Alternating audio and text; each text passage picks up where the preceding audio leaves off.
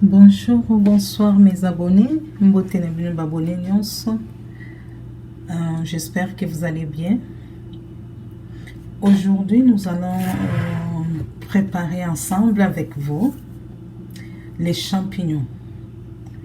Nous avons nos champignons ici, je les ai déjà nettoyés et coupés aussi. Champignons au poisson fumé. J'ai les poissons fumés ici.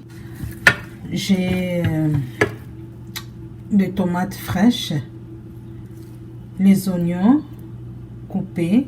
J'avais pris 1,5, 5 gousses d'ail. Ça c'est l'oignon vert.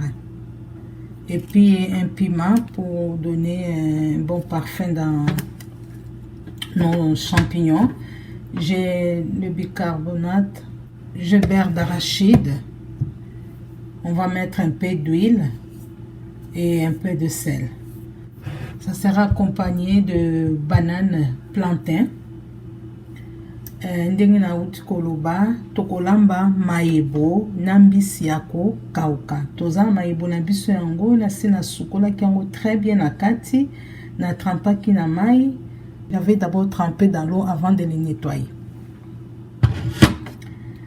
Et puis, toza na mbisi na biso kauka eza nzombo batiaka na poso yango bomoni eza ba poso. Soki ezalaki mongusu tolinga longola poso parce que mongusu balamba on a poso te. Toza na mayibo na biso nde na lobi, mbisi na biso akokauka, tomate na biso ya mbuma, matungulu na biso, ail, ndembi na biso, na pilipili na biso tokotia po pesa solo pimbo. Toza na mafuta na mungwa, awa pe ezali bicarbonate na biso, yango nde tokotia na maïbo na biso. Tokolia nango tokolela nango na nini na makemba ya kotokisa. Toza pe na mwamba na biso yango yo eza awa. Siko tokobanda kotia biloko na biso na nzungu po toketia na moto. Koza siko maïbo na biso tokotia na nzungu. Nous allons mettre ça dans la casserole, nos champignons. Je les mets dans la casserole. Je mets les oignons directement ici. Là, je ne les ai pas coupés. Je vais laisser en entier. Tokotia pe ni na biso mbala moko. Matungulu na biso. Totie matungulu na biso awa ail na biso pe. Totie na bandi bozomona.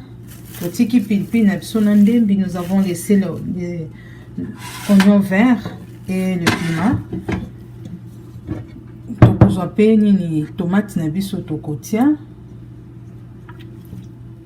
Tokalingi te totie boye. Tokozwa bicarbonate na biso na tina mbisi te mbisi na otia na sima. Bicarbonate na biso tokotia na moke totana. Nous mettons le bicarbonate. J'ai mis une cuillère à café. Pas beaucoup. Nous allons mettre de l'eau. Pas beaucoup d'eau.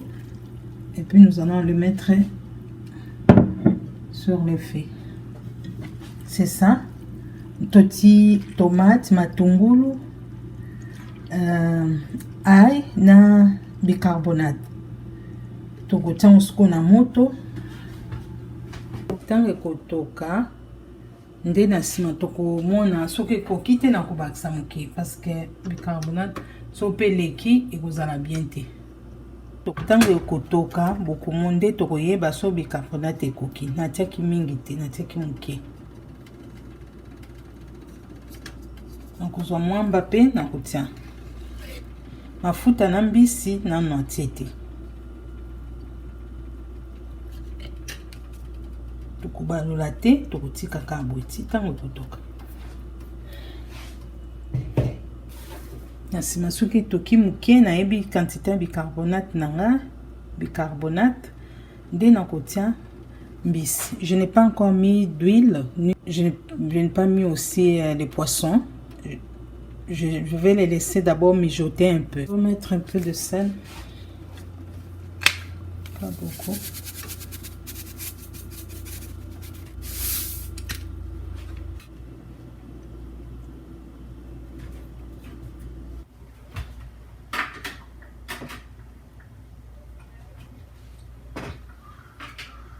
Parce que surtout fini qui est sopana et banda ko mata et ko sopana. Nous le laissons comme ça sans mettre les couvercles. Et puis comme ça commence à mijoter, vous voyez comment ça fait parce qu'à cause des bicarbonates. Tout gotika. Maintenant, je vais comme ça bouillir un peu. Je vais mettre le poisson. Maintenant, nous mettons nos poissons, hein, nos poissons fumés. Je n'ai pas enlevé la peau du poisson. Je mets comme ça. Tout ce qu'on bis na biso na lobi eza nini nzombo. Tout le monde va pour sauter. Tiens, on va pour sauter.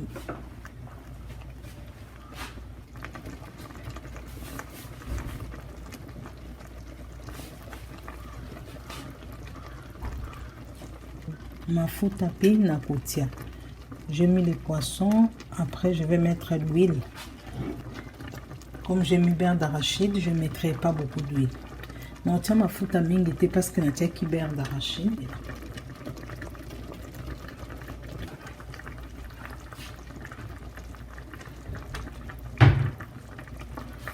Natika ki etoki kaka moke, etoki moke, anasimana kozwa mbisi na nga na tie. Na sima na ti mafuta soko na tiki to baloli te mwamba soko baloli ekozika na se boti mwamba na bino botike toka eti yango moko ekopanzana.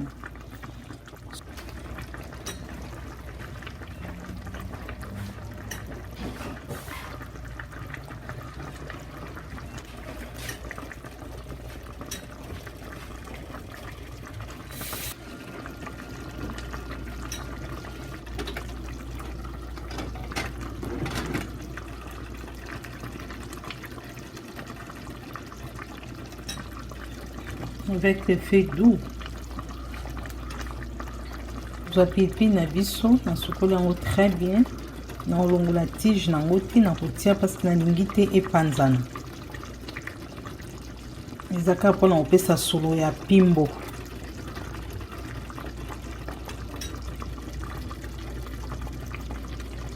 On a tourné un peu pour voir si ça ne colle pas.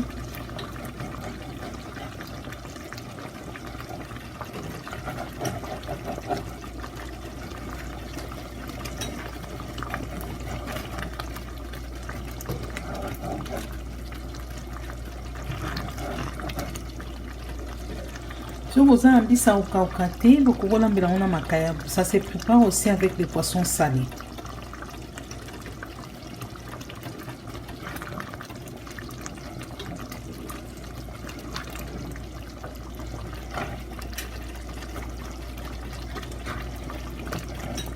Tout comme on peut préparer aussi avec la viande de bœuf. Ça dépend du choix de la personne. L'ail, je vais écraser. Je vais essayer de le dire.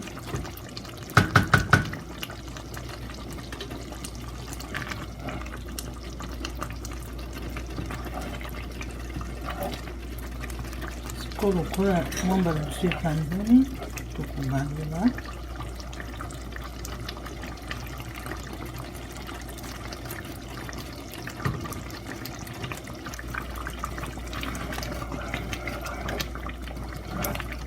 tokotika ngo ti ntango ekobela.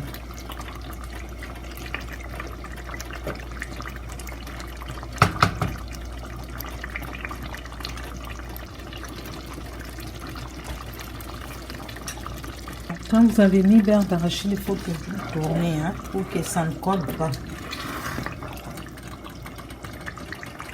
Je pense que j'en devrais un peu plus. Vous voyez, peut-être qu'on peut tanker, mais beurre d'arachide,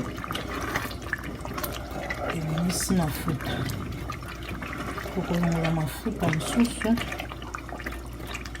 ntie mafuta moke moke me botala ndenge ebimisi mafuta efo tolongola mafuta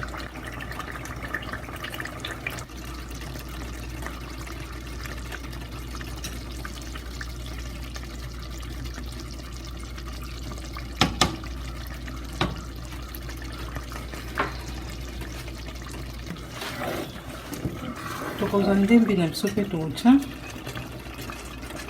natiaka presque ndembi na suka soki olingi kotya avant eza na osabe epai ya moto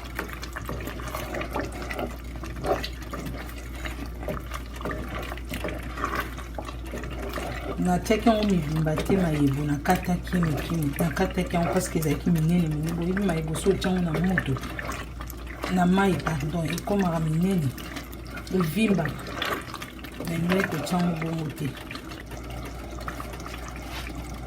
Essayez cette recette, c'est très bon. J'ai ajouté un peu d'eau. Hein. C'est que ça. Mais toujours avec un fait d'eau. Les amis, donc, moi, mon tomate cassé, nous se poser. etika moke be na bomona ndenge mwamba ebimisaki mafuta mwamba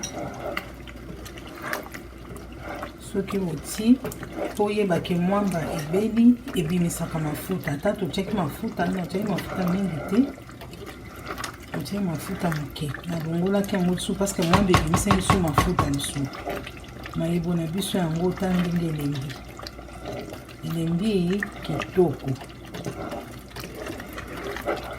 Vous mettez la recette, c'est très bon, très délicieux et savoureux. Regardez vous-même. Essayez cette recette, vous ne serez pas déçus.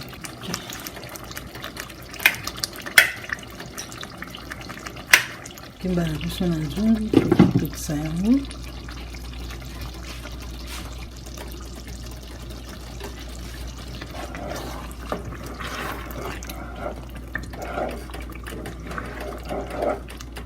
Beni elengi kitoko eza kitoko kitoko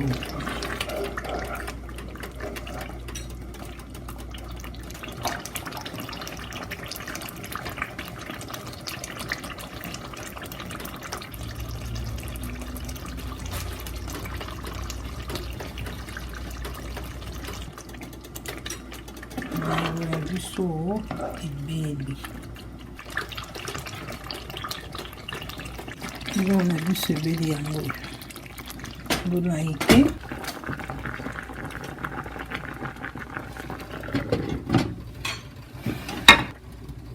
yango yo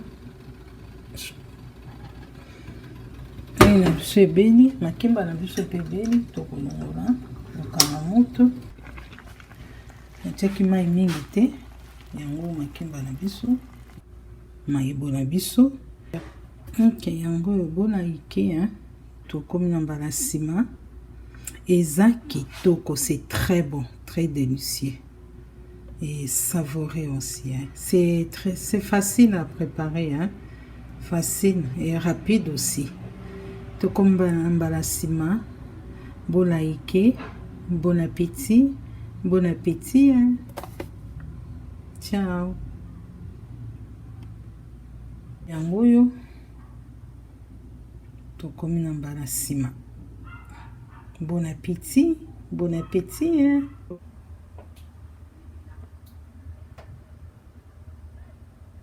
Au revoir, à la prochaine.